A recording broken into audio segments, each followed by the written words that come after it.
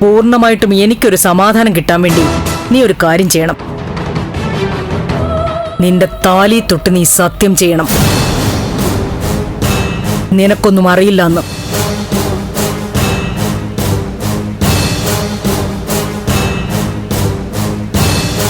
സത്യം ചെയ്തതാ. പ്രഭ, എന്തോ എത്ര ബാലിശമായിട്ട് താൻ ഓരോ കാര്യങ്ങൾ സമീപിക്കുന്നത്. താലി പിടിച്ച് സത്യം ചെയ്യല്.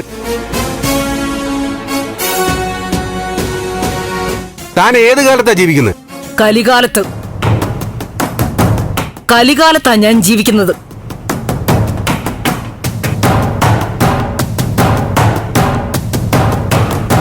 ശബദവും സത്യം ചെയ്യലൊക്കെ ഉണ്ടെങ്കിലേ ഈ കാലത്ത് മനുഷ്യരെ വിശ്വസിക്കാൻ പറ്റൂ.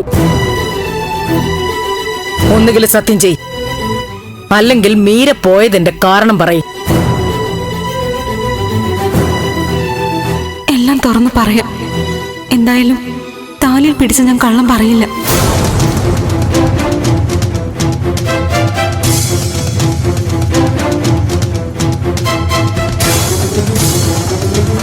എന്തോ കള്ളം കണ്ടുപിടിക്കുക ഇവള്.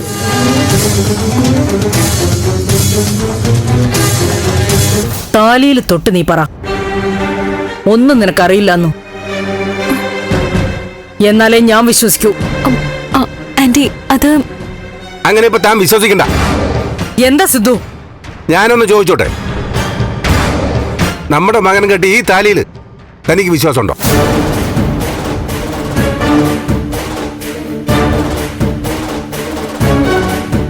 നമ്മുടെ മരുമകളെ അംഗീകരിക്കാൻ താൻ തയ്യാറായെങ്കിലല്ലേ ഈ താലിയുടെ പവിത്രതയിൽ സത്യം കണ്ടെത്താൻ പറ്റൂ.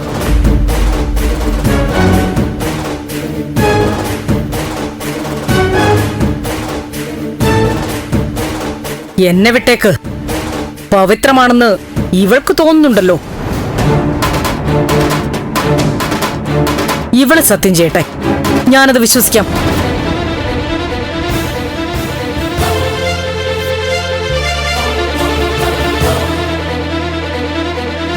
സ്വന്തം മകന്റെ ഭാര്യ പറയുന്നത് വിശ്വസിക്കണമെങ്കിൽ അവള് താലി തൊട്ട് സത്യം ചെയ്യണം അല്ലേ? അങ്ങനെ സത്യം ചെയ്ത് ഇവിടെ ആരെയും ഒന്നും ബോധ്യപ്പെടുത്തണ്ട. ഇനി ദേവികയുടെ രീതികൾ ഇഷ്ടപ്പെടാതെയാണ് മീര പോയെങ്കിൽ അതിന് താനാണ് ഉത്തരവാദി. താനാ അവളുടെ മുമ്പിൽ സത്യം മൂടി വെച്ച് കാര്യങ്ങൾ ഇതുവരെ എത്തിച്ചത്.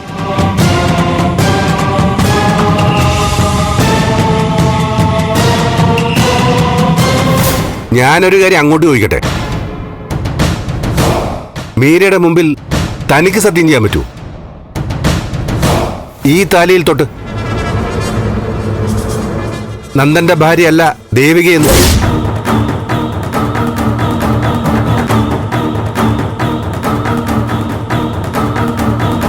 പറ്റുമോ? അങ്ങനെ സത്യം ചെയ്യാൻ തനിക്ക് സാധിക്കുമോ? എല്ലാവരുടെയും മുൻപിൽ എന്നെ തോൽപ്പിക്കാൻ നോക്കുകയല്ലേ? താൻ തോൽക്കാതിരിക്കാൻ വേണ്ടിയാ ഞാൻ ശ്രമിക്കുന്നത്. പക്ഷേ സ്വയം തോൽക്കുക താനിപ്പോ.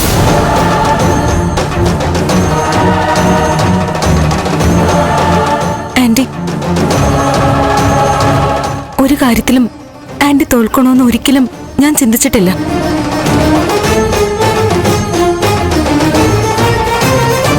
ആന്റിയുടെ തെറ്റിദ്ധാരണകളൊക്കെ മാറി ഇവിടെ നല്ല സന്തോഷത്തിൽ കഴിയാൻ പറ്റണമെന്ന് ഒറ്റ പ്രാർത്ഥന എനിക്ക് എപ്പോഴും ഉള്ളൂ. എന്നോട് ഇഷ്ടവും സ്നേഹവും തോന്നണമെങ്കിൽ ഞാൻ എങ്ങനെ പെരുമാറണം? ആന്റി പറഞ്ഞാ മതി, ഞാൻ അതുപോലെ ചെയ്യാം. നീ ഈ വീട്ടിൽ നിന്ന് പോണം.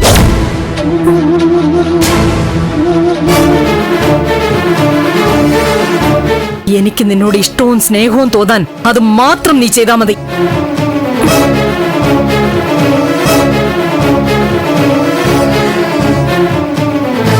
നീ ഇവിടുന്ന് പോയി തന്നാ തീരാവുന്ന പ്രശ്നമേ ഇവിടെ ഉള്ളൂ.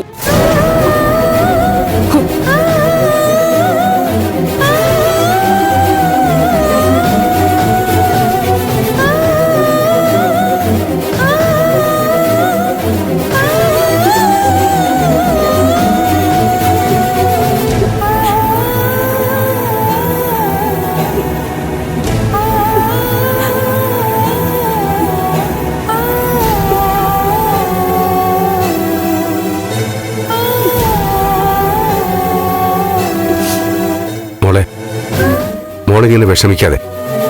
പ്രഭ നേരത്തെ പറഞ്ഞില്ലേ കലികാലത്തെക്കുറിച്ച്. കലികാലത്ത് ചിലർ വൈകിയ കാര്യങ്ങൾ തിരിച്ചറിയും. ഇന്നല്ലെങ്കിൽ നാളെ പ്രഭ നിന്റെ നന്മ മനസ്സിലാക്കും. മോള് വിഷമിക്കാതെ.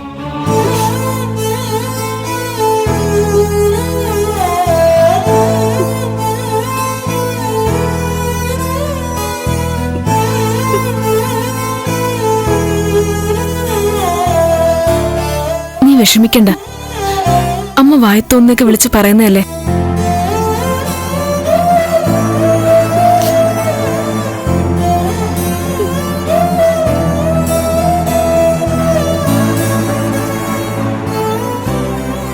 ദേവി,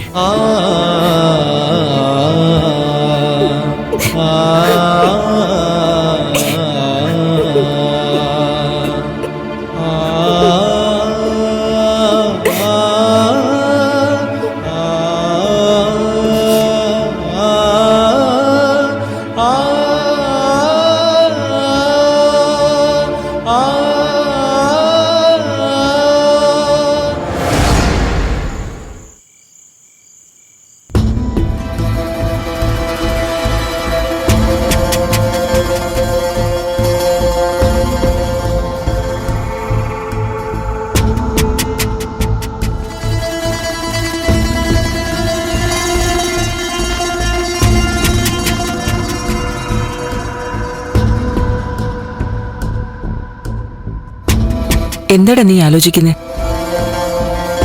ആ മീരെവിടെയാണെന്നൊരു വിവരമില്ലല്ലോ അമ്മേ. അത് ചന്ദ്രത്തുള്ളവർ അന്വേഷിച്ചോളൂ. നീ വന്നേ.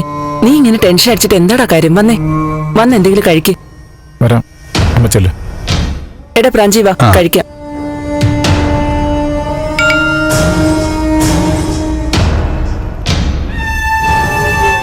മീരയുടെ മെസ്സേജ് ആണല്ലോ.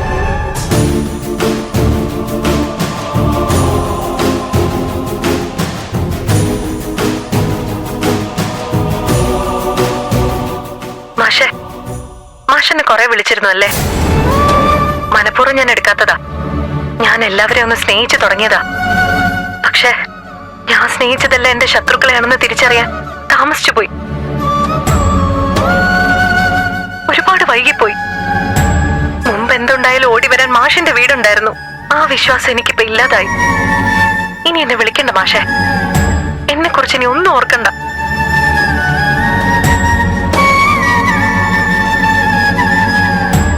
എന്തൊക്കെ മീരെ പറയുന്നത്? ഈ വീട്ടിലുള്ള വിശ്വാസം നഷ്ടപ്പെട്ടു. അതങ്ങനെയൊക്കെ പറയുന്നു.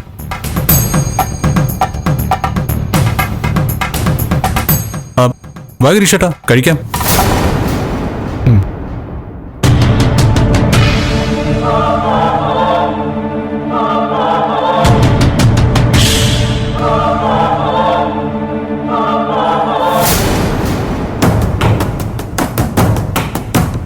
മീരയുടെ മൈൻഡ് ഡിസ്റ്റർബഡ് ആണല്ലോ. എന്തോ പ്രശ്നമുണ്ട്. നന്ദനെ വിളിച്ച് പറയണോ? വേണ്ട. 2 ദിവസം കഴിയുമ്പോൾ ഒന്നും സംഭവിക്കാത്ത പോലെ ഇങ്ങ് മടങ്ങി വന്നോളൂ. വരട്ടെ. വെറുതെ എല്ലാവരും കൂടെ ടെൻഷൻ അടിച്ചിട്ട് കാര്യമില്ലല്ലോ.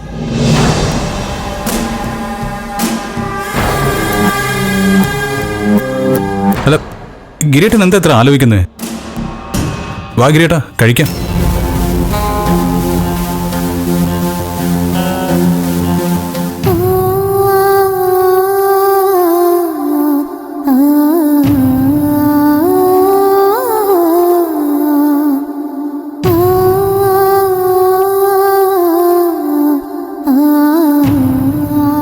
ദേവിക,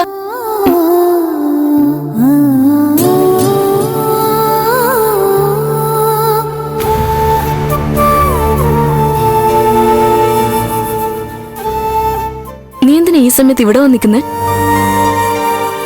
എനിക്ക് പേടിയാവുന്നു ചേച്ചി. മീരയുടെ കാര്യം ആലോചിച്ചിട്ടാണോ? നീ സമാധാനമായിട്ടിരിക്കേ, അവള് വന്നോളൂ. ഇത്രയും സമയമായിട്ടും അവൾ എവിടെയാണെന്നൊരു സൂചന പോലും ഇല്ലല്ലോ. കഴിഞ്ഞ തവണയൊക്കെ അവൾ ഇറങ്ങിപ്പോയത് വഴക്ക് കൂടിയിട്ടോ പിന്നെ ഓരോ സംശയങ്ങൾ വെച്ചിട്ടുമായിരുന്നു. ഇത് ഇന്നിപ്പോ എല്ലാം തിരിച്ചറിഞ്ഞിട്ട് അവള് പോയിരിക്കുന്ന. സത്യം അവള് നേരി കാണുകയും ചെയ്തു. അവൾ എന്തെങ്കിലും കടുങ്കൈ ചെയ്തിട്ടുണ്ടാവോ ചേച്ചി? ദേവി, ഇത്രയും കാലം നമ്മൾ എല്ലാവരും ചേർന്ന് ഒരു ഒളിച്ചു കളി എവിടെ നടത്തിക്കൊണ്ടിരുന്നത്. രഹസ്യങ്ങളെല്ലാം എന്തെങ്കിലും അവള് തിരിച്ചറിയുന്നുള്ളത് ഉറപ്പായിരുന്നു. സ്വാഭാവികമായിട്ടും അങ്ങനെ സംഭവിച്ചേ പറ്റൂ. ഇന്നിപ്പോ അത് നടന്നു. അവൾ എന്ത് ചെയ്യും, അവൾക്ക് എന്തു പറ്റും എന്നൊക്കെയുള്ളൊരു വെപ്രാളം ഉറപ്പായിട്ടും ഉണ്ടാകാം. പക്ഷെ അതിനു മുകളില് നിനക്കൊരു മനസ്സമാധാനം കിട്ടിയില്ലേ?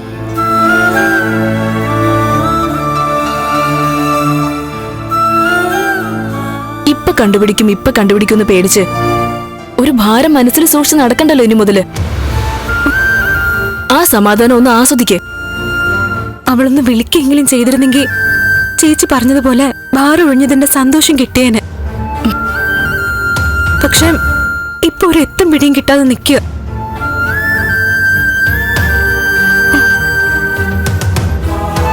അന്നത്തെ പോലെ അവൾ എന്തെങ്കിലും ചെയ്തു കാണോ? ഒരുപാട് സ്വപ്നം കണ്ട് നടന്നല്ലേ ചേച്ചി അവള്? പ്രീ വെഡിങ് വീഡിയോ ഒക്കെ ഇൻസ്റ്റയിലിട്ടു. ഡൽഹിയിൽ അച്ഛനും അമ്മയൊക്കെ വിളിച്ച് കല്യാണക്കാര്യവും പറഞ്ഞു. എന്നിട്ടിപ്പോ അവളെല്ലാവരും കൂടി ചതിക്കുകയാണെന്ന് അറിഞ്ഞപ്പോ ഈശ്വര, ഒന്നും സംഭവിക്കല്ലേ.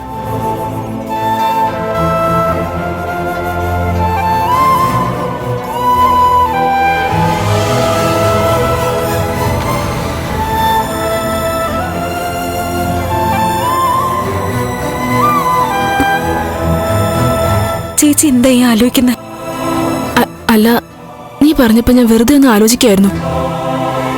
ഇനി അഥവാ അങ്ങനെ എന്തെങ്കിലും സംഭവിച്ചിട്ടുണ്ടാവൂന്ന്. പക്ഷേ ഞാൻ മനസ്സിലാക്കിയെടുത്തോളം ഇനി അവൾ അങ്ങനെയൊന്നും ചെയ്യില്ല. കാരണം ഗിരി പറഞ്ഞ വാക്കുകൾ മറന്ന് അവൾക്കൊന്നും പ്രവർത്തിക്കാൻ പറ്റില്ല. ഗിരി അവളെ കുറെയൊക്കെ മാറ്റിയെടുത്തിരുന്നല്ലോ.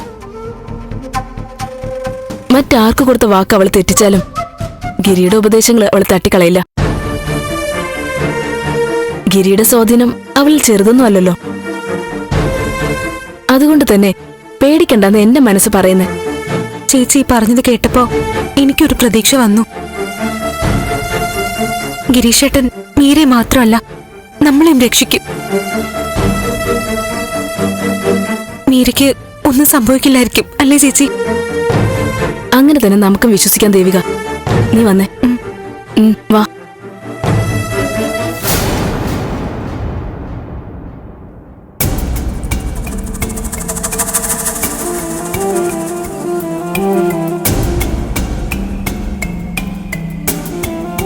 പ്രഭ, മീരയുടെ കാര്യത്തിൽ താനിങ്ങനെ പേടിക്കണ്ട. അവളിങ്ങനെ ഇറങ്ങിപ്പോകുന്ന ആദ്യമായിട്ടൊന്നുമല്ലല്ലോ. നമുക്കൊരുപാട് അനുഭവങ്ങളുണ്ടല്ലോ. ഇന്ന് രാത്രിയോ നാളെ രാവിലെ അവളിങ്ങെത്തും. സിദ്ധു എന്നോട് സംസാരിക്കണ്ട. എല്ലാവരും എനിക്കെതിരാ. ഇവിടെ എന്റെ മനസ്സറിയാവുന്ന ഒരേ ഒരാളെ ഉണ്ടായിരുന്നുള്ളൂ, മീര. അവളാ ഇപ്പൊ എങ്ങോട്ടോ ഇറങ്ങിപ്പോയിരിക്കുന്നത്. എന്താ പ്രഭ ഇങ്ങനെയൊക്കെ പറയുന്നത്? ഇവിടെയുള്ള എല്ലാവരും തന്നെ മനസ്സിലാക്കുന്നവർ തന്നെയാ. താലി തൊട്ട് സത്യം ചെയ്യണമെന്നൊക്കെ പറഞ്ഞ ആർക്കാരും ദേഷ്യം വരില്ലേ? അതുകൊണ്ടാ ആ രീതിയിൽ എനിക്ക് പ്രതികരിക്കേണ്ടി വന്നത്. ദേവിക ഈ വീട്ടിൽ നിന്ന് പോകണമെന്നൊക്കെ പറയുന്നത് കേട്ട് നിൽക്കാൻ പറ്റുമോ ആർക്കെങ്കിലും? അതെനിക്ക് മനസ്സിലായി. നന്ദനെയും ദേവികയും താൻ അംഗീകരിച്ച ഈ കുടുംബത്തിലെ എല്ലാ പ്രശ്നങ്ങളും അതോടെ അവസാനിക്കും. തിരിച്ചു ആകാലോ. നന്ദനെയും മീരയെയും അംഗീകരിച്ചാൽ എല്ലാ കുഴപ്പങ്ങളും തീരുമല്ലോ. ദേവികയെ വിഷമിപ്പിച്ച് താൻ ഒന്നും നേടാൻ ശ്രമിക്കരുത്. എന്റെ അപേക്ഷ. ഓ, അവളൊന്ന് വിഷമിച്ച കൂടെ വിഷമിക്കാൻ എത്ര പേരാ. ഭാഗ്യം ചെയ്ത ജന്മം അവളുടേത്.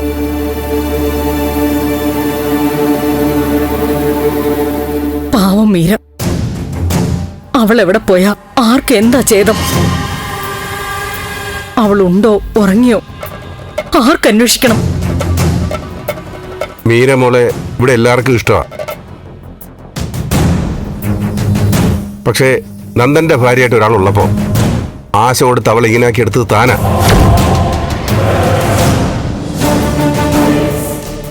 ദേവിക്ക് പകരക്കാരിയായി മീരെ ആർക്കും കാണാൻ പറ്റില്ല. ജീവിച്ചിരിക്കുമ്പോ ഞാൻ സമ്മതിക്കുകയില്ല. പാവം മീര അവളെ കണ്ണടച്ച് വിശ്വസിച്ചു. അവളുടെ ഏറ്റവും അടുത്ത കൂട്ടുകാരിയായിട്ട് തോളിൽ കൈയിട്ടൊക്കെ നടന്നത്. എന്നിട്ട് പാല് കൊടുത്ത കൈക്ക് തന്നെ കൊത്തുന്നത് പോലുള്ള പ്രവൃത്തി അവൾ കാണിക്കുന്നത്. പാവം മീരെ പറ്റിക്കാൻ വളരെ എളുപ്പം. അത് താൻ പറഞ്ഞ സത്യ. അതുകൊണ്ടാണല്ലോ തനിക്ക് അവളെ പറ്റിക്കാൻ സാധിക്കുന്നത്. നന്ദന്റെയും മീരയുടെയും കല്യാണം നടക്കുമെന്നും ദേവിക ഇവിടുത്തെ ജോലിക്കാരിയാണെന്നൊക്കെ പറഞ്ഞ് താൻ അവളെ വളരെ സമർത്ഥമായി ഭരിച്ചുകൊണ്ടിരിക്കുക.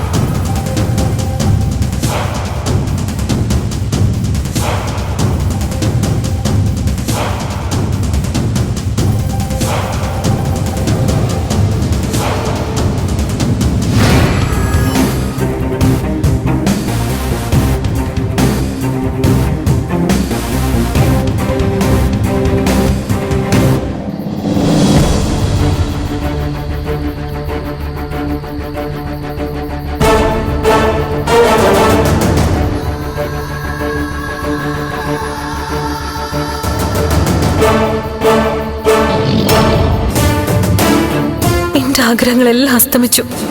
പ്രകാശ് എന്നെ സ്നേഹം നടിച്ച് ചതിച്ചു. അച്ഛനും അമ്മയും തിരിച്ചു വന്നാലുടനെ ഞാൻ നമ്മുടെ കാര്യം സംസാരിക്കാനാ തീരുമാനിച്ചിരിക്കുന്നത്. ആ, ഞാനും അത് പറയാൻ വരികയായിരുന്നു. ഇനി എനിക്ക് വെയിറ്റ് ചെയ്യാൻ പറ്റില്ല. എല്ലാം അറിയട്ടെ. അവര് സമ്മതിച്ചില്ലെങ്കിൽ എന്ത് ചെയ്യും? ഞാൻ നേരെ അങ്ങോട്ട് വന്ന് നിന്നെ വിളിച്ചിറക്കിക്കൊണ്ട് പോരും. എന്നിട്ട് നമ്മള് അടിച്ചു പൊളിച്ച് ജീവിക്കും. ഈ ലോകം മുഴുവൻ ഞാൻ നിന്നെയും കൊണ്ട് പറന്ന് നടക്കും. മീര, മീര,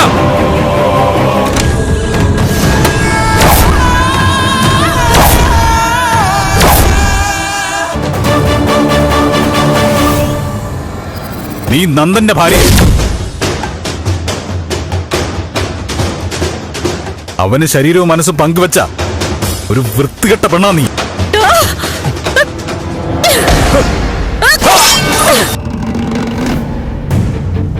നന്ദൻ എന്റെ പ്രതീക്ഷകളും തകർത്തു.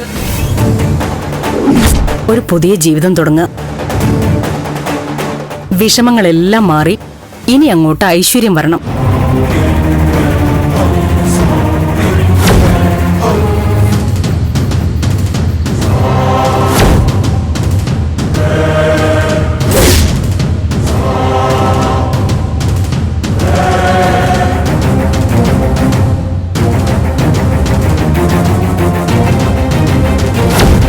ഞാൻ കണ്ടത് വെറും സ്നേഹപ്രകടനമാണോ? അല്ല, അതിനപ്പുറമുള്ള മറ്റെന്തോ ആണ്.